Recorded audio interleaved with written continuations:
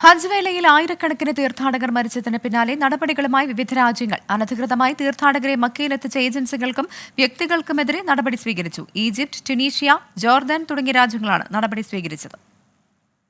ഇത്തവണത്തെ ഹജ്ജ് വേളയിൽ 1301 തീർത്ഥാടകർ മരിച്ചതായി സൗദി ഹജ്ജ് ആൻഡ് ഉംറ മന്ത്രാലയം വെളിപ്പെടുത്തിയിരുന്നു.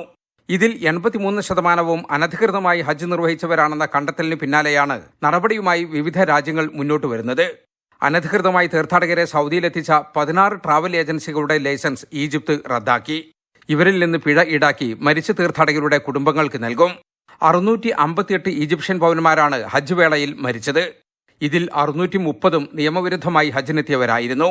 നിയമവിരുദ്ധമായി പൗരന്മാരെ ഹജ്ജിന് കൊണ്ടുപോയ 28 പേർക്കെതിരെ ജോർദാനും നടപടി സ്വീകരിച്ചു. മനുഷ്യക്കടത്ത് ഉൾപ്പെടെയുള്ള കുറ്റങ്ങളാണ് ഇവർക്കെതിരെ ചുമത്തിയത്. 19 പേരെ അറസ്റ്റ് ചെയ്തു. 99 ജോർദാൻ പൗരന്മാരാണ് ഹജ്ജ് വേളയിൽ മരിച്ചത്. തുനീഷ്യൻ ഗവൺമെന്റ് അവരുടെ മതകാര്യമന്ത്രി ഇബ്രാഹിം ഷേബിയെ സ്ഥാനത്ത് നിന്നും നീക്കി. 60 തുനീഷ്യൻ പൗരന്മാർ ഹജ്ജ് വേളയിൽ മരിച്ചതിനു പിന്നാലെയാണ് നടപടി. വിസിറ്റ് വിസയിലോ ടൂറിസ്റ്റ് വിസയിലോ ഉംറ വിസയിലോ തീർത്ഥാടകരെ മക്കയിലെത്തിക്കുകയും ഹജ്ജ് വേളയിൽ ഹജ്ജ് പെർമിറ്റില്ലാതെ മിനായിലും അറഫയിലുമൊക്കെ എത്തിക്കുകയായിരുന്നു നടപടിക്ക് വിധേയരായ ഏജൻസികൾ ചെയ്തിരുന്നത്.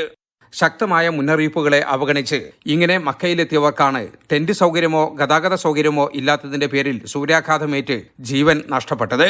നടപടി സ്വീകരിച്ച ഗവൺമെന്റുകൾക്ക് സൗദി ആഭ്യന്തര മന്ത്രാലയം നന്ദി പറഞ്ഞു. ജലീൽ കണ്ണമംഗലം, 24 ജിദ്ദ. ലോകത്തെവിടെയായാലും ഏത് സമയത്തും 24 വാർത്തകളും ഓഗ്മെന്റഡ് റിയാലിറ്റി പാക്കേജുകളും എക്സ്പ്ലെയിനറുകളും വിശദമായി കാണാൻ ഞങ്ങളുടെ യൂട്യൂബ് ചാനൽ നിങ്ങൾക്ക് സബ്സ്ക്രൈബ് ചെയ്യാം.